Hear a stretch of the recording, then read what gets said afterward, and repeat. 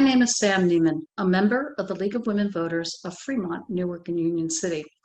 The League is producing a series of short videos, one for each state ballot measure and one on how to evaluate ballot measures. Today's segment is on Proposition 24, which amends an existing privacy law to add options for consumers, stiffen existing penalties for violations, and create a new regulatory body. If approved, most changes would be deferred until 2023. It is an initiative statute and as such requires a majority approval to pass. Before we look at the pros and cons of Proposition 24, I'd like to say a word about the League. The League of Women Voters is nonpartisan. As such, we do not support nor oppose political parties or candidates.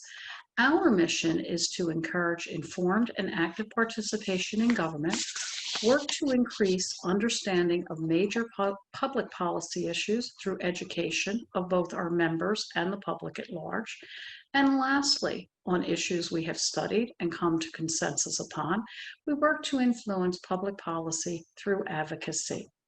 Let's take a look at the proposition now. This initiative amends the California Consumer Privacy Act, the CCPA of 2019. This act is considered one of the most comprehensive in the country. What we will do is look at these 4 areas. The top 3 we will look at in more detail in following slides. So what does this proposition do? It reduces the number of businesses required to meet data privacy rules. It gives consumers new privacy rights. It changes the existing penalties, stiffening them, and it limits the use of penalty revenues. Lastly, it creates the California Privacy Protection Agency to additionally enforce and implement consumer privacy laws and impose fines where needed. Let's look at the businesses affected. The current CCPA applies to businesses that buy, sell, or share for business purposes the personal data of 50,000 or more consumers, households, or devices annually.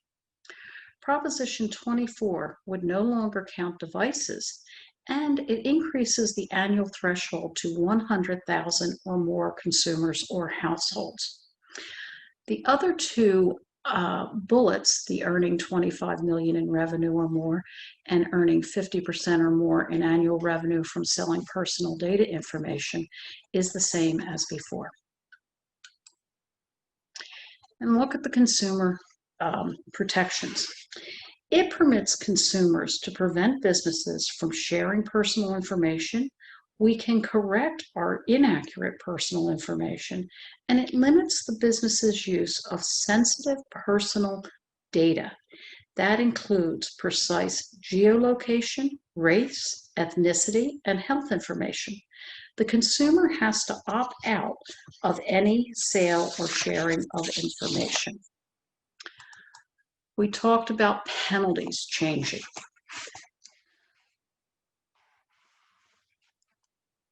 This is the stiffening. The CCPA provides a 30-day grace period to fix violations. Under this proposition, that is removed. There are up to $2,500 per violation and up to $7,500 for violations of persons under the age of 16. And lastly, a $750 per consumer per data breach incident, or the actual damage, whichever is greater or higher. And we noted earlier, Prop 24 limits the use of penalty revenues. The proceeds from fines under Prop 24 would be deposited into the Consumer Privacy Fund, which will be used to offset costs to courts, the Attorney General, and the California Privacy Protection Agency that are associated with enforcing consumer data law. What are the fiscal effects? Okay, there's going to be increased state cost of at least $10 million annually for the new CPPA. This is the new agency that gives teeth to oversee and impose fines to enforce our privacy laws. The increased state costs are not likely to exceed the low millions of dollars annually for increased court costs and the Department of Justice enforcement workload. Some or all of these costs would be paid by penalties collected for violations of consumer privacy laws.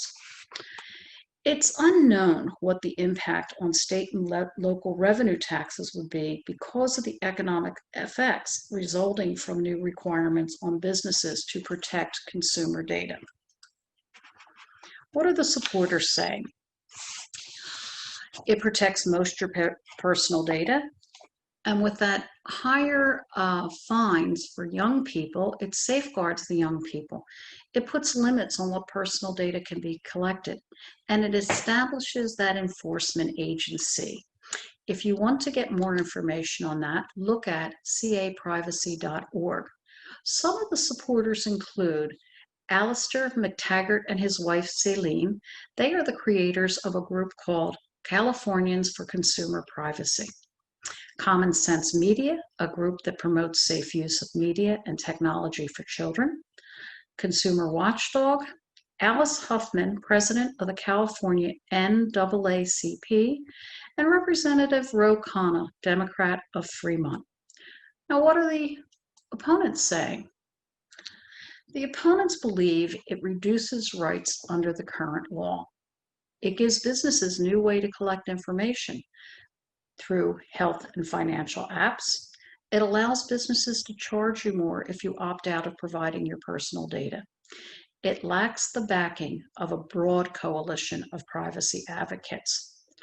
Here is the website for looking at the opposing arguments.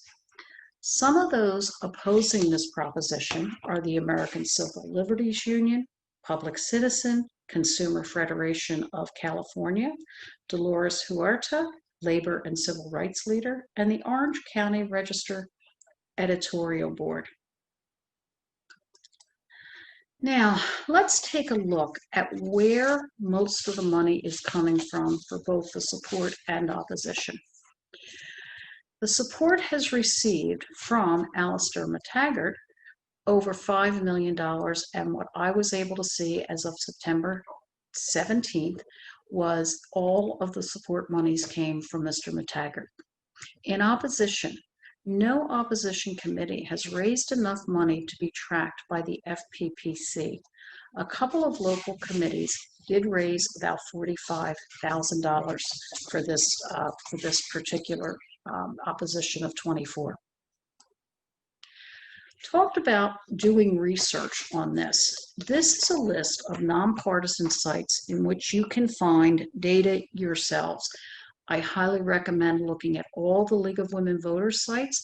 They have links to lots of information. The local site of the chapter I'm a member of, the League of Women Voters of Fremont, Newark, and Union City, has links to candidate forums, other measures, different election resources.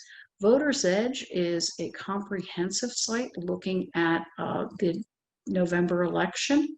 The Easy Voter Guide is great. It's a quick, concise executive overview of the election, including the ballot measures.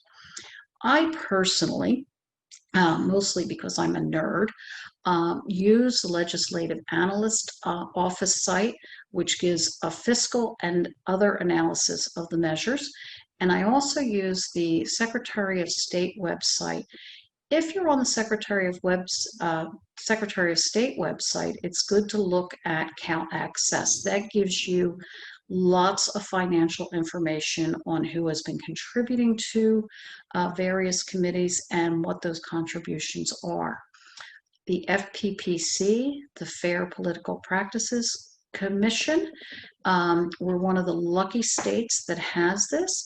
In the state of California, any committee or PAC that raises over $1 million and has at least one person who contributes $10,000 or more must report that to the state, who in turn reports it to us through their transparency portal. Ballotpedia is a good overview of what's going on and very nicely written. So take your pick. You will notice in all these presentations, we have some overlap, but there's also different sites. Every site that you see here is nonpartisan. So this lets you break through the noise. You don't have to look at the mail. You can look at these sites and be sure that you're getting nonpartisan information. I encourage you to do so, and I encourage you to join the League of Women Voters. And lastly, thank you for voting.